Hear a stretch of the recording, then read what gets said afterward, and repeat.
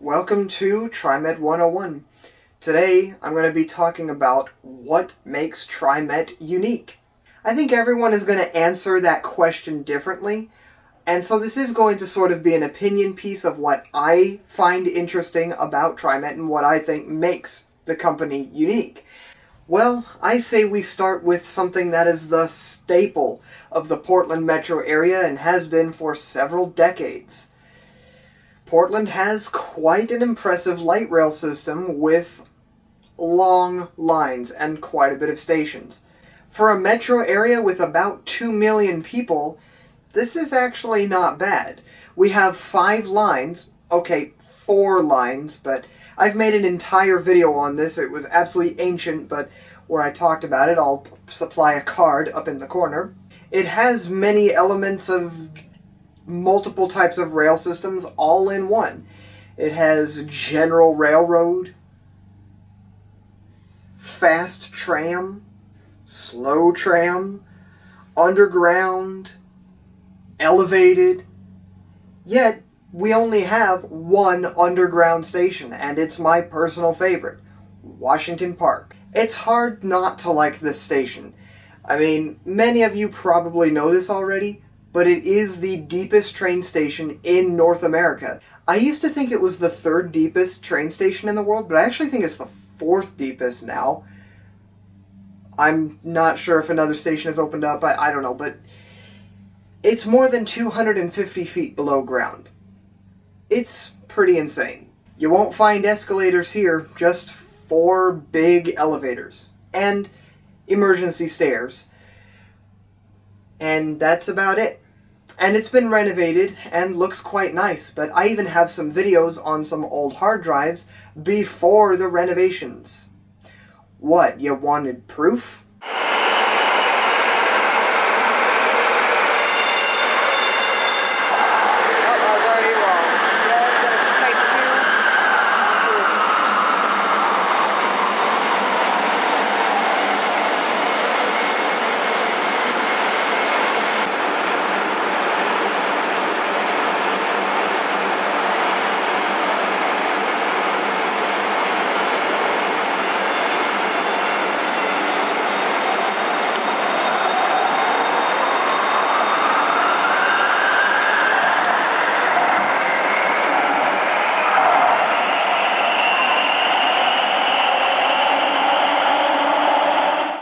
Let's talk about the trains themselves. We have 6 different types of trains, 6 different series of trains. Well, I mean, really only 5 because Trimet refuses to test the Type 6s.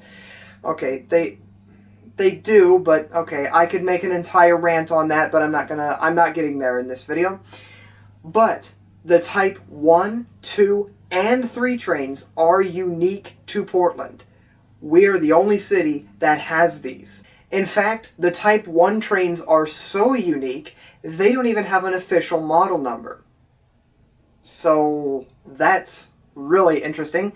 And if you search up Siemens SD660, you'll find pictures of our Type 2 and 3 trains, and you'll notice it's only Portland.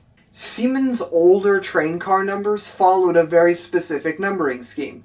There was the SD100 and SD160, then SD400, SD460, so Portland has the SD600 and SD660.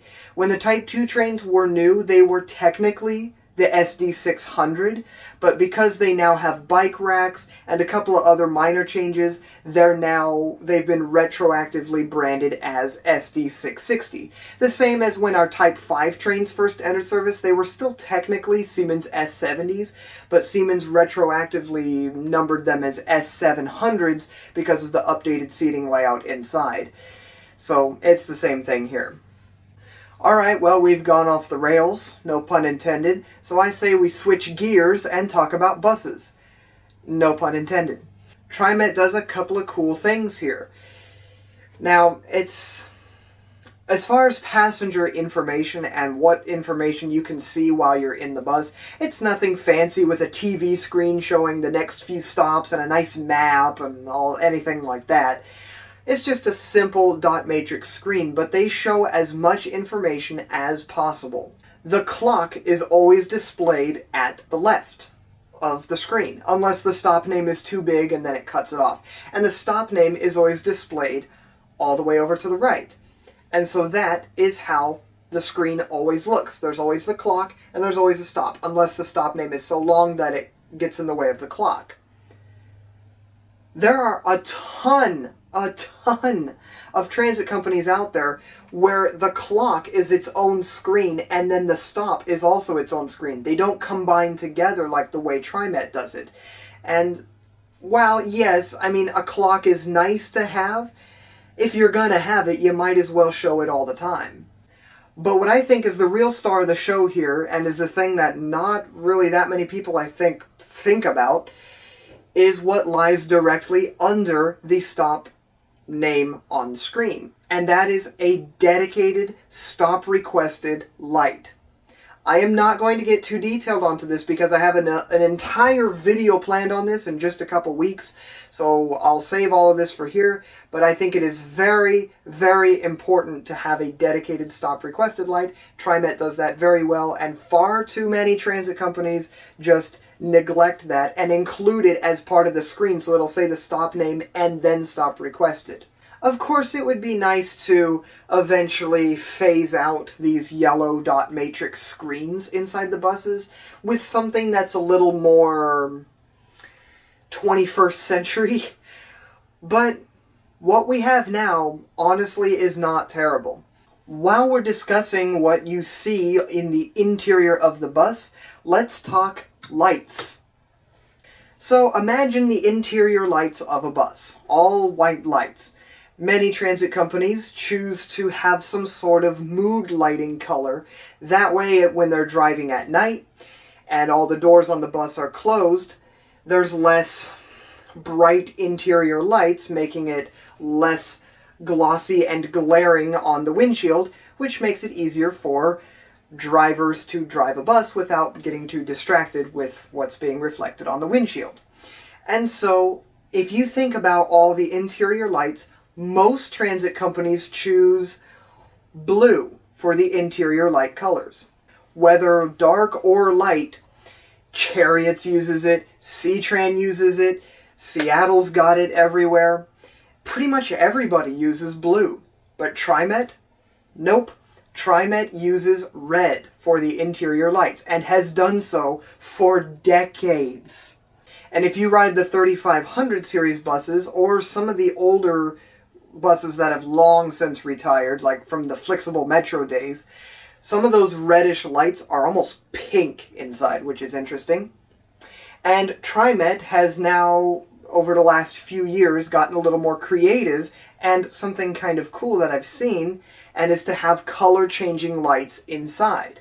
And so, the interior lights, when the doors are open, are just 2 bars of white light going all the way across, bringing maximum brightness into the bus. And then when the doors close, some of the lights turn red and some of the other ones fade out, which I think looks really nice and adds that benefit of when you have the doors open, it's just 2 bars of white light creating maximum brightness. But of course, I should probably mention the new electrics. So the 4300 series battery electric buses tested dark blue interior lights, which is interesting. It's the first time Trimet's ever had these, to my knowledge, having any sort of blue lights. These are very bright, but it definitely looks nice and clean and modern. And the brand new 4400 series that have still not entered service yet, at least at the time of me filming this, also have the dark blue interior lights. So Trimet tested them, and I guess is satisfied with them, and so moving forward, we'll have the dark blue lights. Meaning that the FX buses, the 4500 series, would have been the last buses ever purchased with the red interior lights. And now, on to the voices. Trimet uses the Paul voice, which you can find online, and is a fairly unique voice to use for public transit outside of Oregon. Oddly, Smart, Chariots, and the PDX parking shuttle, yes, seriously, also uses the Paul voice. But Trimet, along with Chariots, does something that those other companies do not do, and does something that far too many transit systems miss. The transfer announcements. These are highly important. If you're unfamiliar with an area, or if you're trying to learn the transit system, or if you're taking a bus ride in an area you just haven't really been to all that much, telling you, for example, Southeast 60th, transfer to line 71, just for example. That can be very helpful. And so, but what Trimet does is it adapts and can add things depending on the day of the week, as well as the time.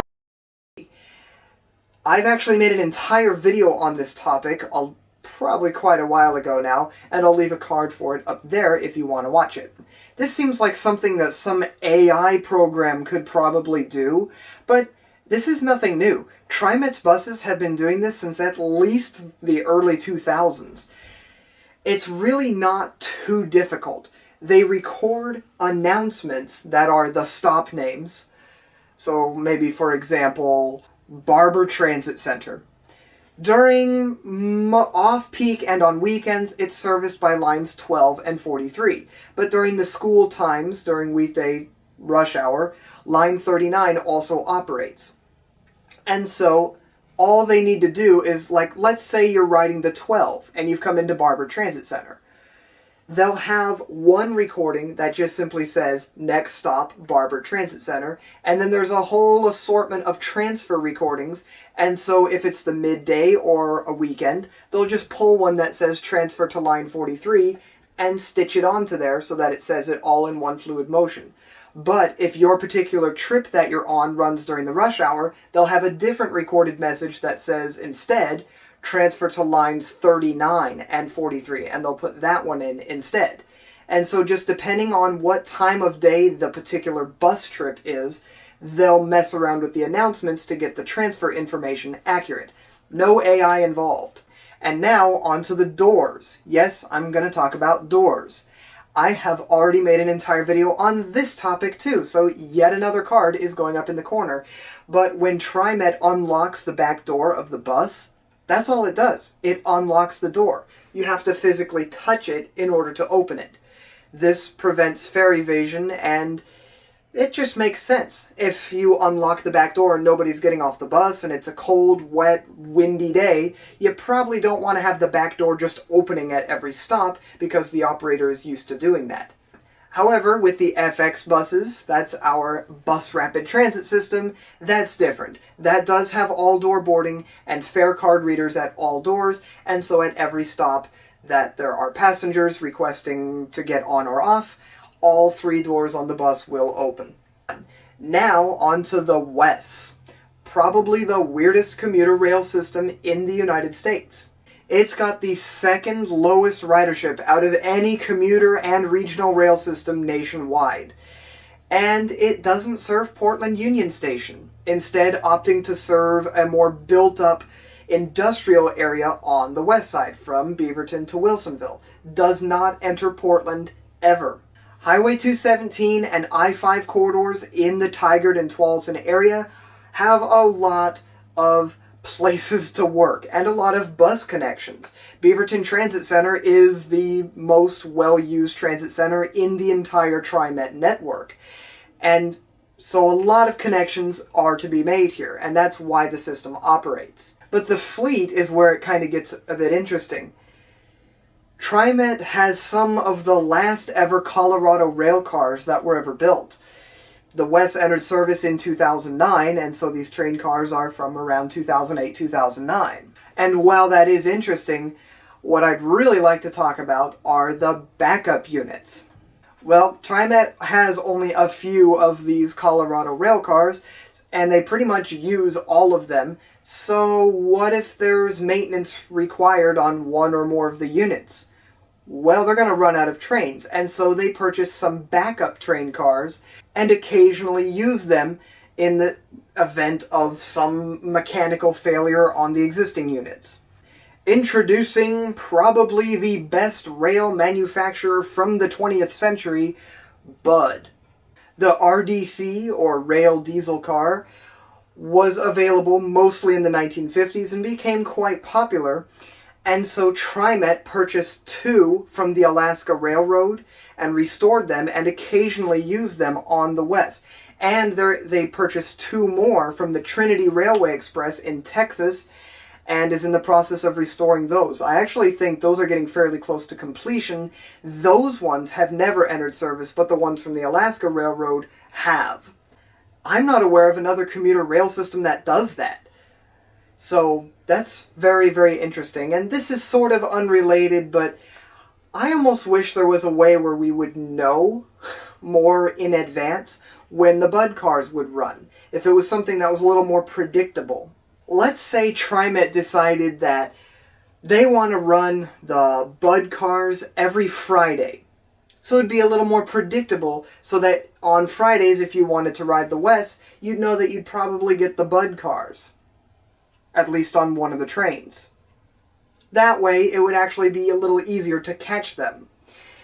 I have only been on them once, and I didn't film it because my camcorder was running out of memory card space, and so I just took a couple of pictures and videos on my phone, and I haven't been on them since. Every time I hear that they're running, or that, you know, oh, well, they're running, it's already too late, and by the next day, they're not running anymore.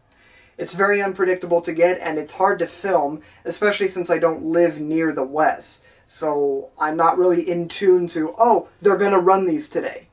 I just don't know. It would also be cool if they took those specific cars out on certain excursion trains or other railroads or whatever, which, of course, this would have to be operated by Portland and Western, and you'd probably have to do special tickets and things like that, and it would all have to probably fall under the Portland and Western umbrella, but I may eventually make an entire dedicated video on this topic, so I won't delve too deep into that.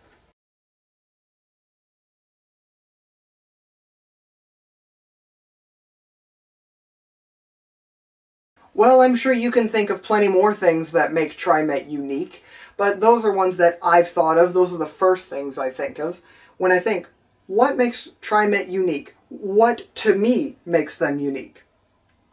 Thank you for watching this week's video, and I'll see you next time.